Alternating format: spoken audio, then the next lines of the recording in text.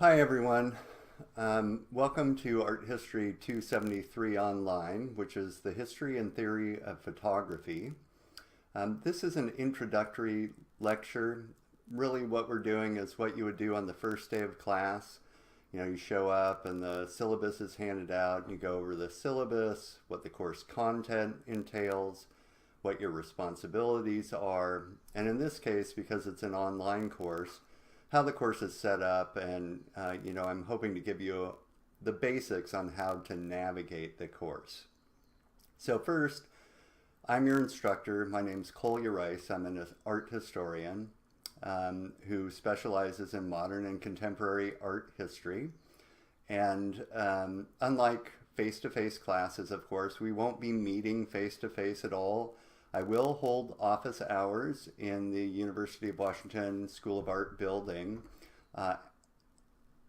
for appointment only. There's no reason for me to sit around there, but if for some reason you need to get in contact with me face to face, just send me an email. The email is on the syllabus and I'll meet with you. Before we get started though on this, you should download the syllabus and print it out so that you can follow along with me here.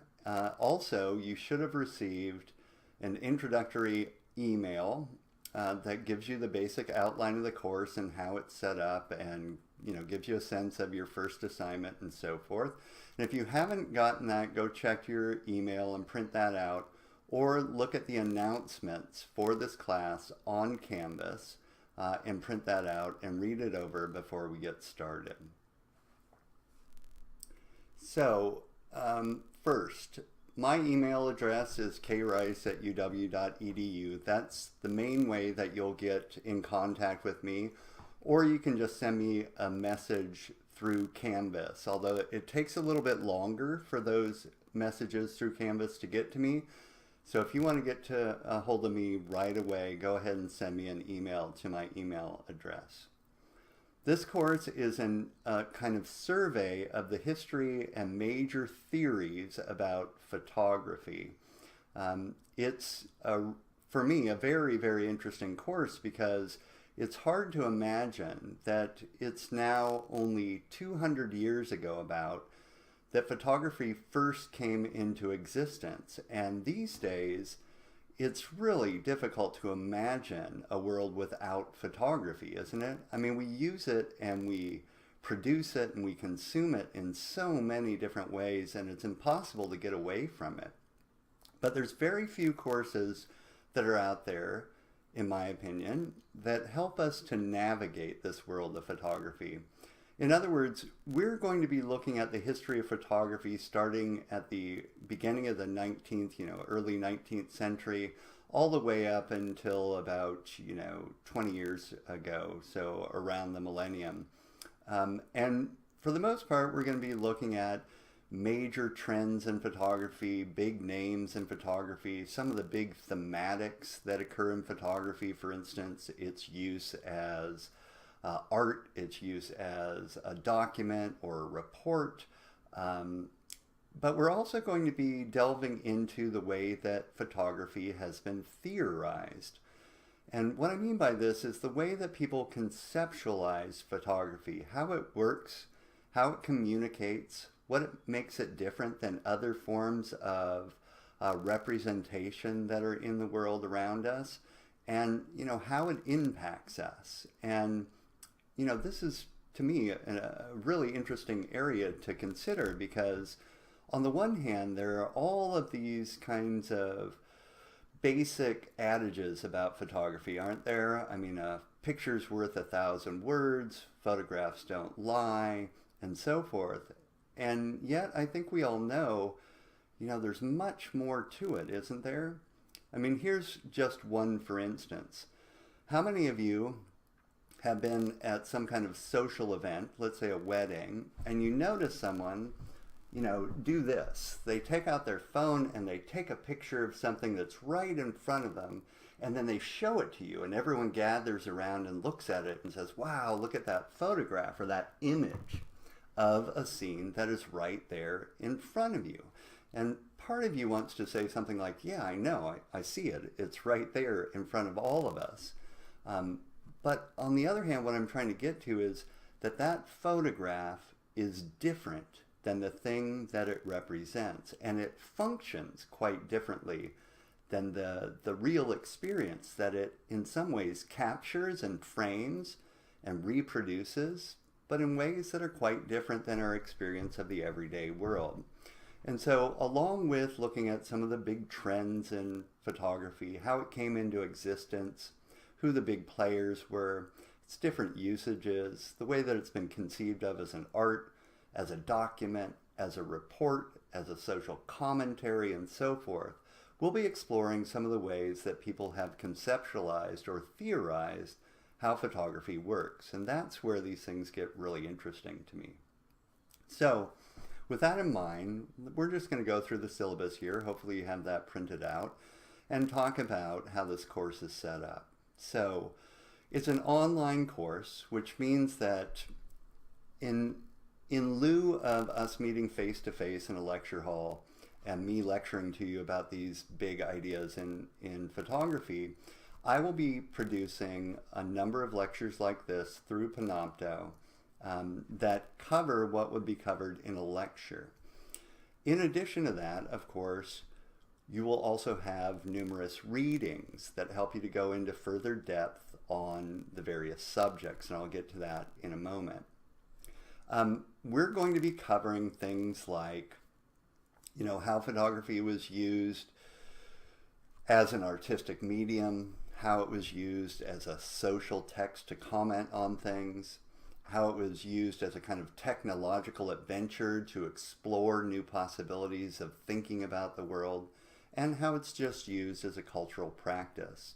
We'll be looking at key photographers, key cultural moments, and recurring themes, in addition to the social and cultural context in which these photographs were produced, circulated, and consumed. Further, we will explore critical approaches to and complex theories concerning the operations and impact of photography, emphasizing a consideration of how photographic media impacts each of us today. So each week, you will work your way through a sequence of materials and assignments organized in weekly modules on Canvas. You'll be able to do this basically within the week at your own pace. In other words, if you want to get a head start on things, as soon as the module opens or the weekly modules open on a Monday, you can delve right into it, watch all the videos, do all of your readings and so forth, and then start working your way through the assignments. Many weeks there will be more than one module in that week. The module is just a kind of organizational grouping. So for instance, in week number 1, you'll see there are 2 modules. This will often be the case, and they're just a way for me to organize the course. So for instance, in module 1, you're just going to get an introduction to the course. Download the syllabus, look over things. In module number 2, we go into the invention of photography. It has its own video lecture, readings, and then various assignments associated with it.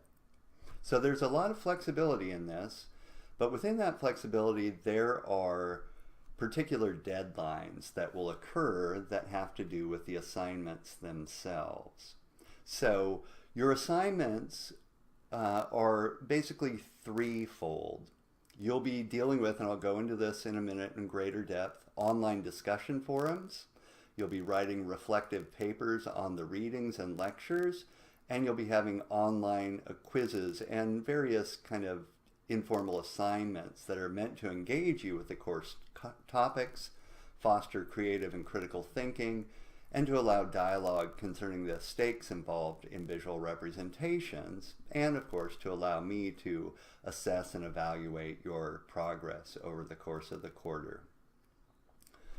Readings. So if we go down to page number 2 on the syllabus, which you see on the screen in front of you, you have a textbook by Robert Hirsch called Seizing the Light, A Social History of Photography.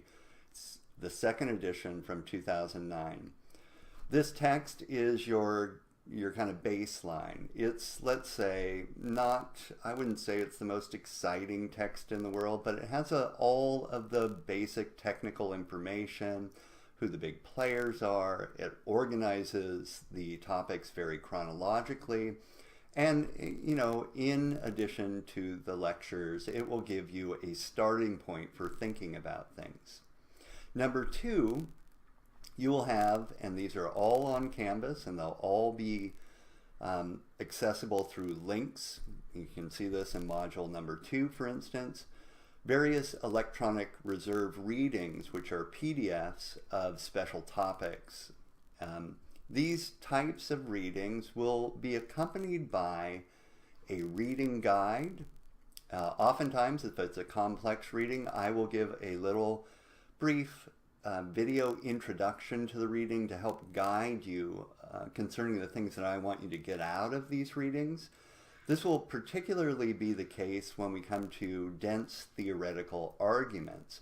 I will oftentimes give you a video introduction that helps familiarize you with the key terminology or the ideas so that you can get into those readings without, you know, pulling your hair out trying to figure out what these people are talking about.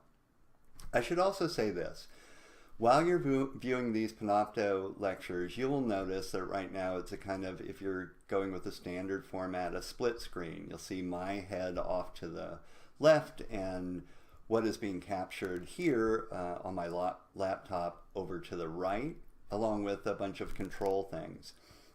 You can play around with that. There's no reason, I mean, I'm not going to do anything interesting here talking other than, you know, listening to my voice. That's the only thing you need from the left-hand screen.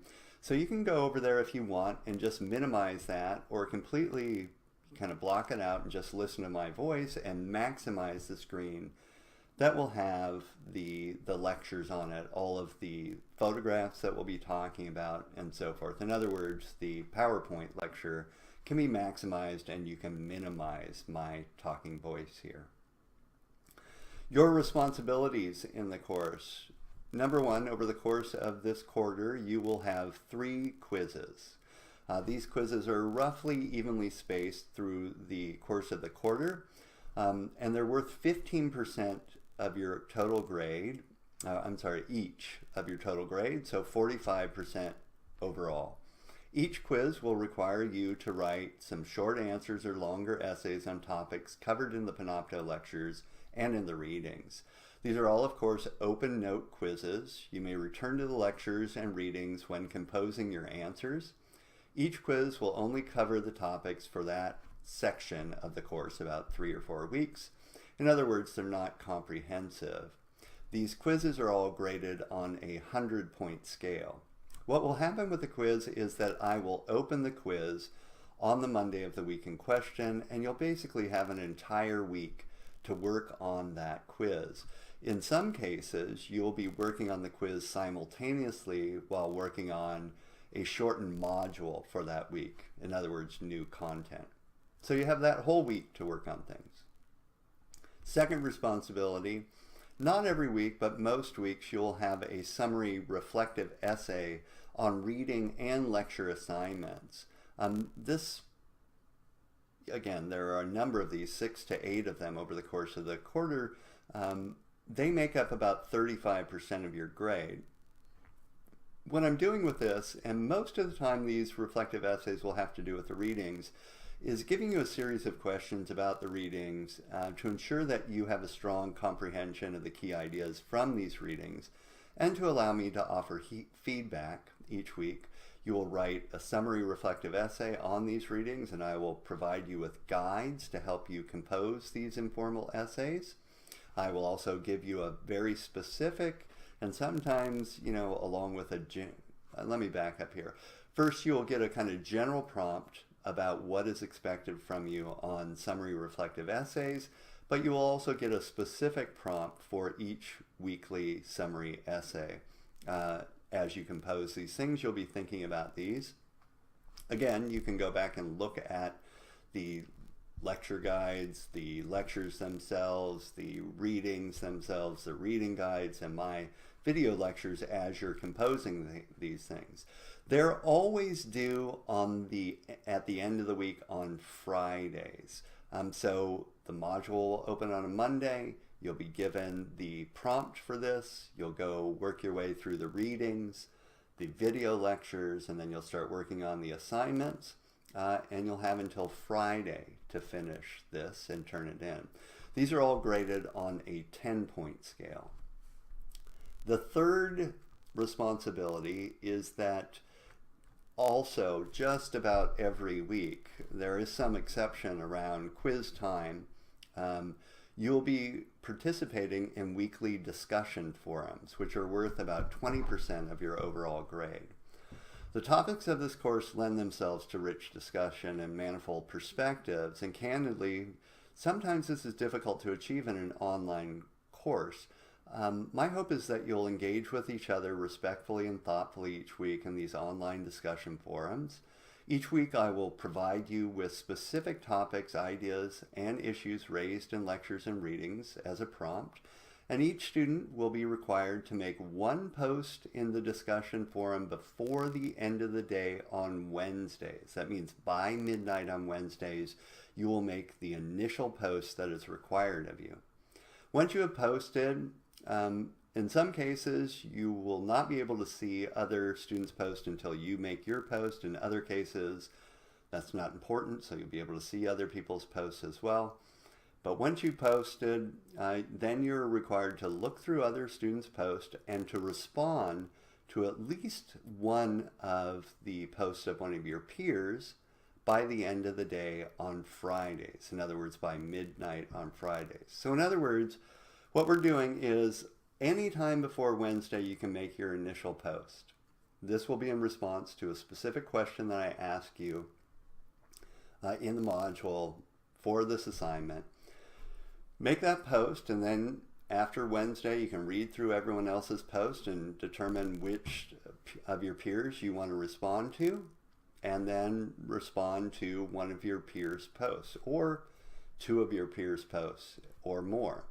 Here's the thing about these discussion posts. You will see very quickly that some people will want to make a discussion post that is just 2 or 3 sentences. And sometimes that's enough, and other times that's really not enough to get to the question that I'm posing. You want to, as a kind of rule of thumb, be anticipating making a discussion post that is a good paragraph long, if not more, that explains your position on things or gives your thinking, really goes into depth on the question that I've posed. And do the same when you're responding to one of your peers.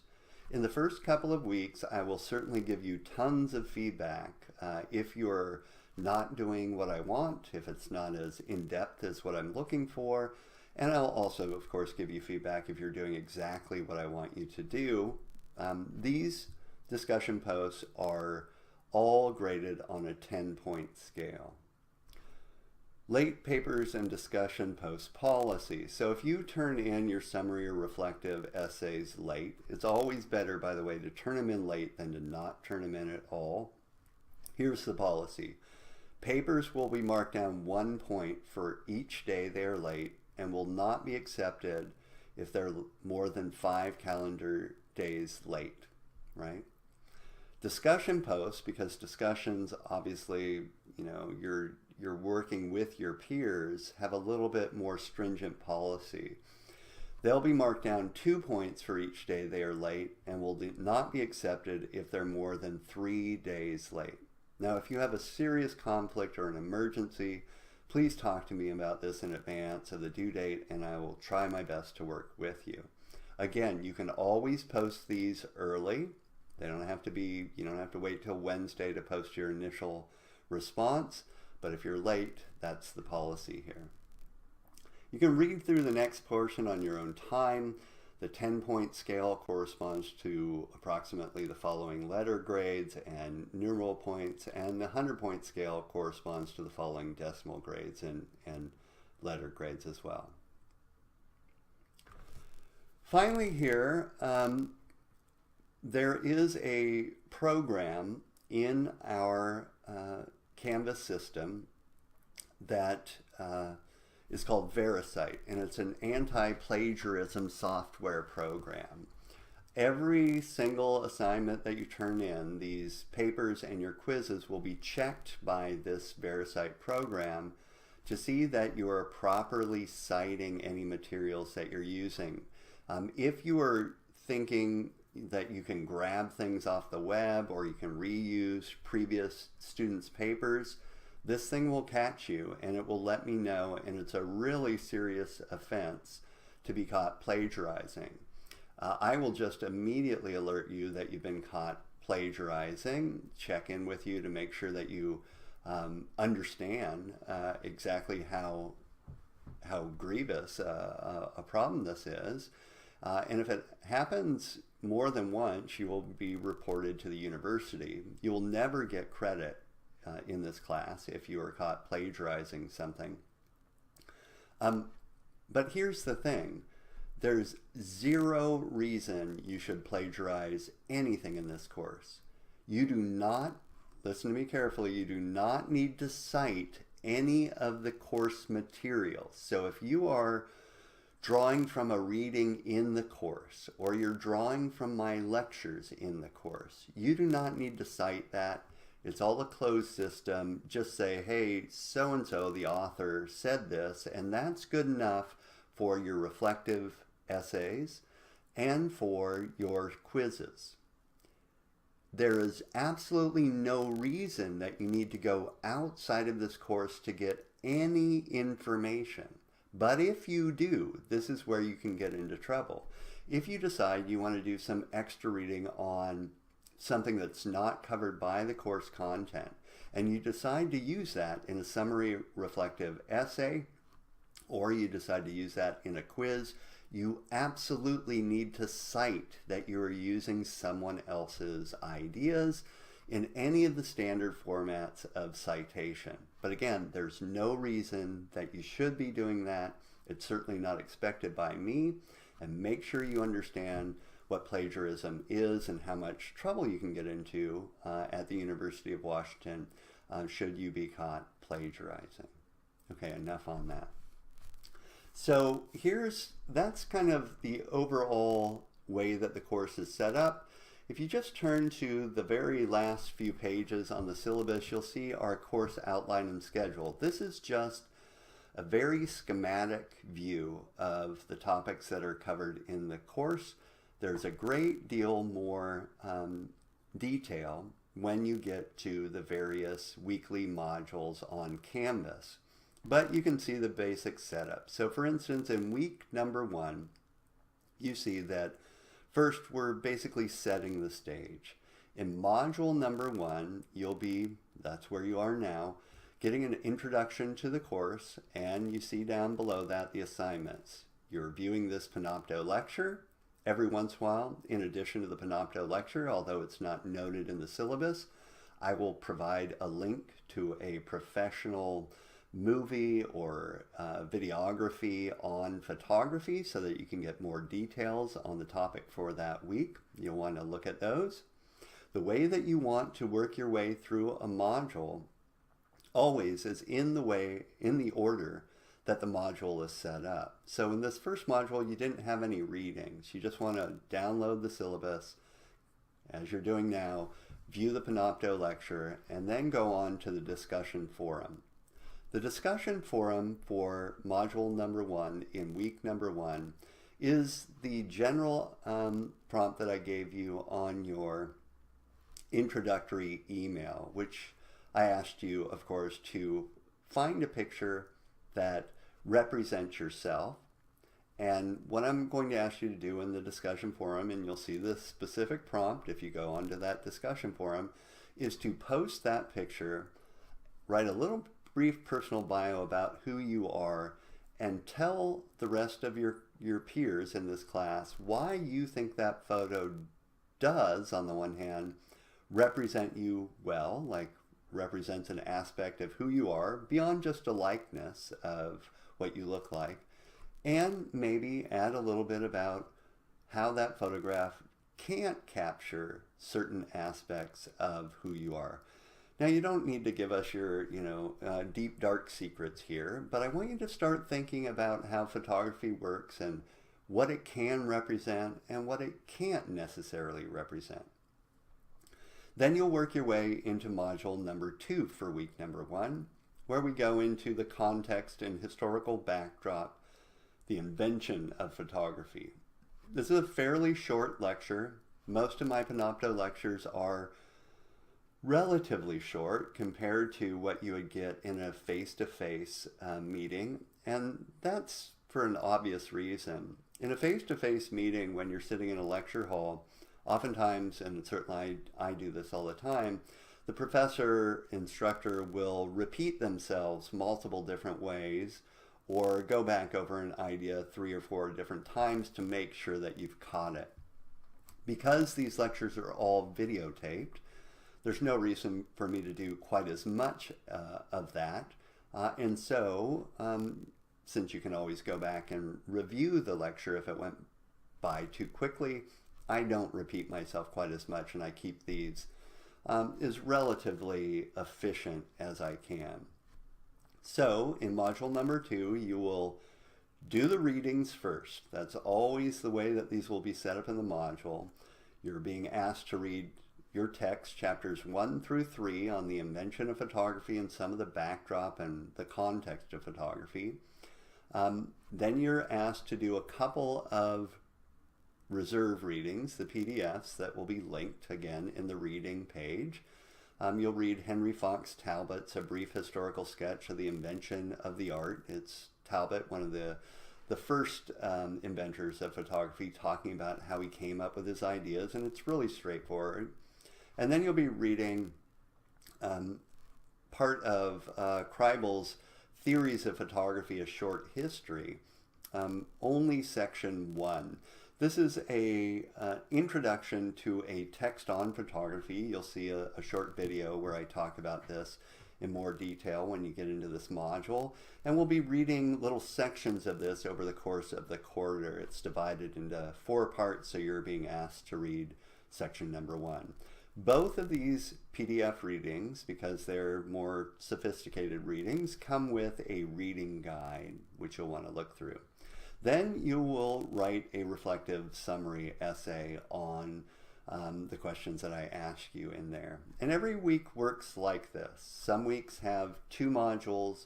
Every once in a while there's a week with 1 module. And then of course you'll come across the quizzes. Hopefully that answers all of your basic starting point questions. If it doesn't, you'll notice that in this first module there's a frequently asked questions page. If you have a question that you think the rest of your peers might benefit from knowing the answer to as well, post that question there and I will respond to it. Go look through that, periodically to see if a question you have has already been asked and answered. If, however, it's a specific question that just has to do with something you want to know, send me that either through Canvas or in an email. Again, I'm fairly new, as many of us are, to online teaching. I'm not particularly comfortable talking to my laptop as I'm doing now. You don't get any feedback. You don't know whether you're boring people to death or whether what you said is clear or completely opaque. So I would really appreciate any feedback you have for me. I won't take it personally. If you're critical and you say, hey, I'm having this problem, could you do more of this or less of that or what have you, just send me an email. Don't wait until the very end of the quarter for the course evaluation to do all of that. We can fix this along the way to make it the best experience it can be for you as the course is going on. Okay, well, I look forward to a very interesting quarter with you, and let me know if you have any questions. Otherwise, it's now time for you to move on to module number 2.